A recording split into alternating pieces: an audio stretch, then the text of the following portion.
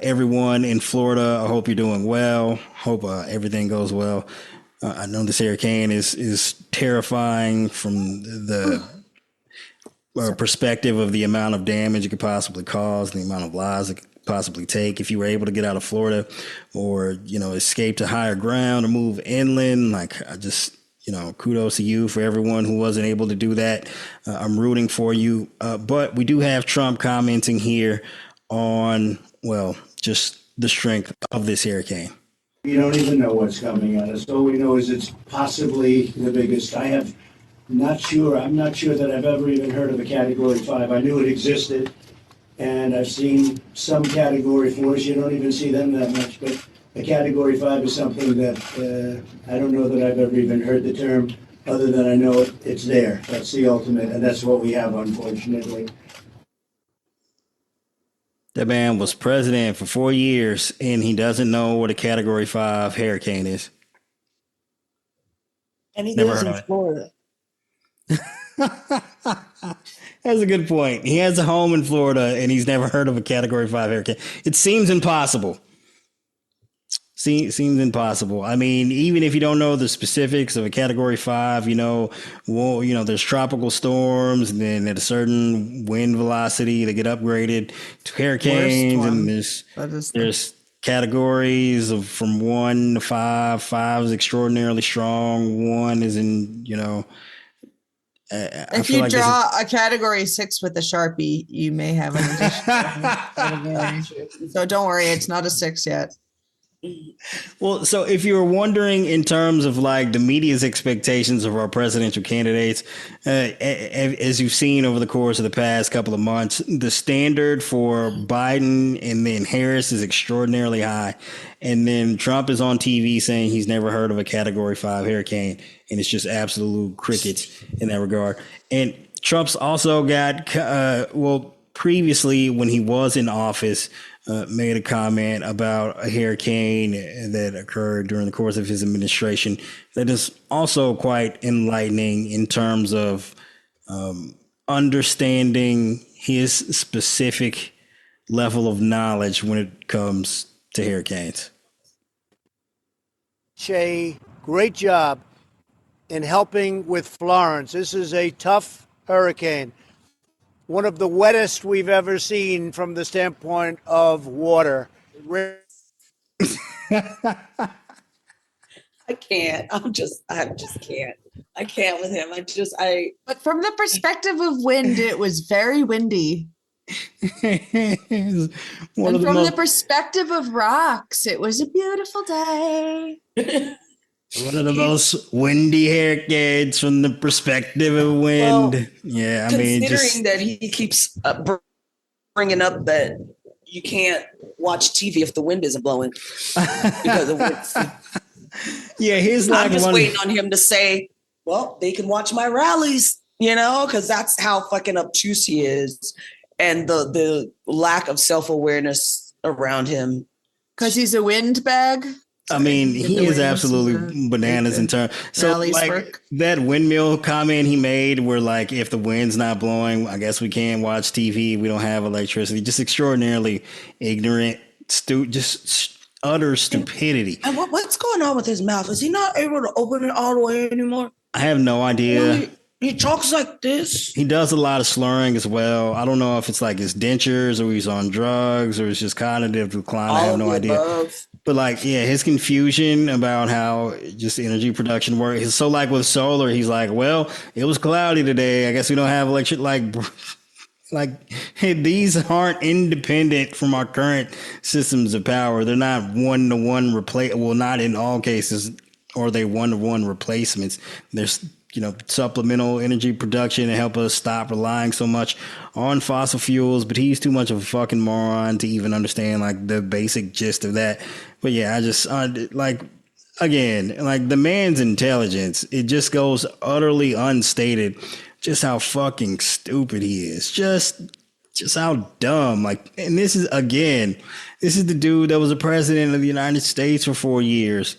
And he's talking about hurricanes being the wettest from the standpoint of water. I mean, and if you think he's like, and if you think that's utterly, if you think there's like an excuse in that regard, because it's like, oh, that's maybe he just doesn't have an area of expertise around hurricanes or whatnot. Like, no, he's been dumb. Oh, I have another example right here. To be able to have a mind where you can actually speak without a teleprompter. And isn't it nice to have a president that can speak without a teleprompter? Suddenly. The teleprompter is right there. It's right there in the video. It's right next to him. You can clearly see it in the video clip for yourselves. If you're in the audience at the rally, you can see the teleprompters right next to him on Self-awareness has never been his forte. Neither has That's honesty. also why I believe that all those people are bought and paid for, because they clap like when you what was it like how sitcoms used to be, and then there was a studio audience and then the applause sign would come up. I swear to God, I feel like that's what is at his rallies. Like when he's sitting, and then you have all the people with the green Teamsters for Trump shirts on, and then they start clapping when he talks about how he hates paying overtime. And then you interview them, like in the media, the press interviews them after the rally, and they're not Teamsters. I knew that shit because he was in Michigan, and the Michigan local council, when Sean O'Brien declined for, the national Teamsters to endorse a candidate, they endorsed Harris.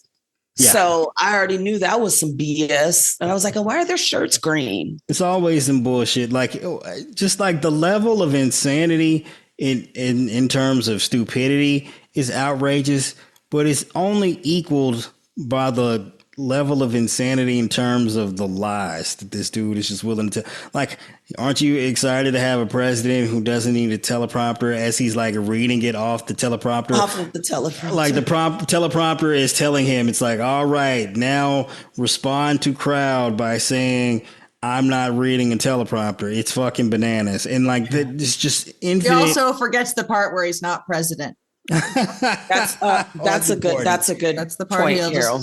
Fair enough. I mean, he was having a lucid enough moment where he could read the teleprompter, but not quite lucid enough to whatever. To him, lying is a benefit. It's not a drawback. Largely, if you're Trump or you work for the Trump campaign, admitting that he lost the 2020 election is a faux pas. So it's a no-no. Big no-no, as we saw with the debate between Tim Walz and what's his weirdo face. Well, the correct response when you're asked if Biden won the election is to panic and break a cold sweat and change the subject. Unless you're Kamala Harris. I'm thinking about the future. Unless you're Kamala Harris, in which case the proper response is to point out in every facet and manner that Trump is a loser. She missed some. Yeah, she left out a few things. She was efficient though. She's so kind and efficient. Like, you can't list all the failures. Speaking of insanity taking place at Trump rallies, you may or may not have missed this video of Elon Musk, purported neither right nor left, supposedly, independent mind and independent voter showing up at a Trump rally, and well, he had a blast. Yeah. Take over, Elon. Just take over. Yeah, jumping around like a weirdo.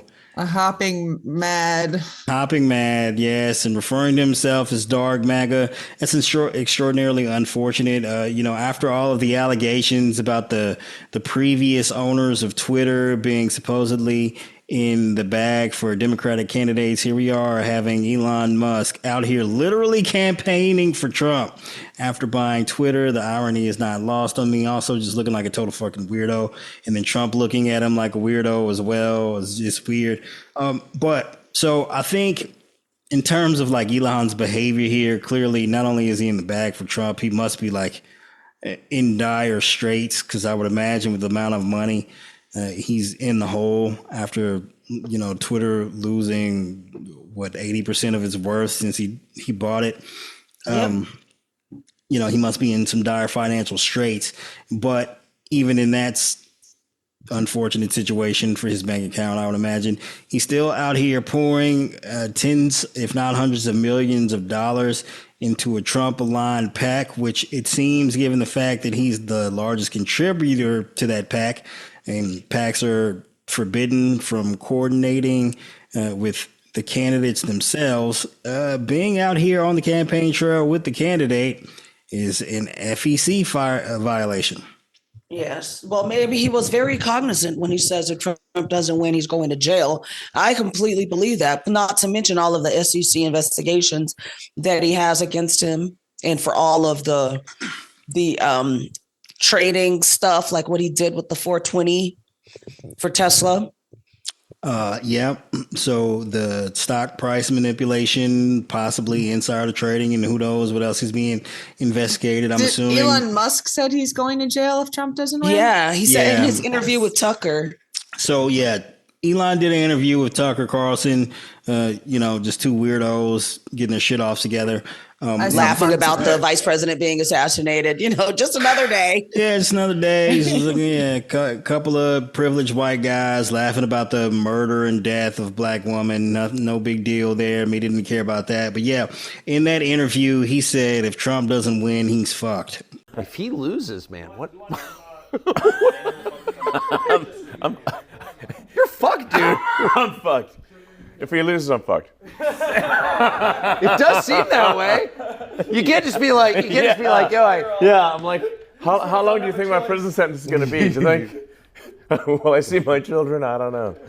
And, I hopefully take him at his word. That's why I'm voting for Kamala Harris, to make sure Trump loses and Elon is fucked. Oh, that in and of itself alone would be worth it, even if she was president for just one day. Fair enough.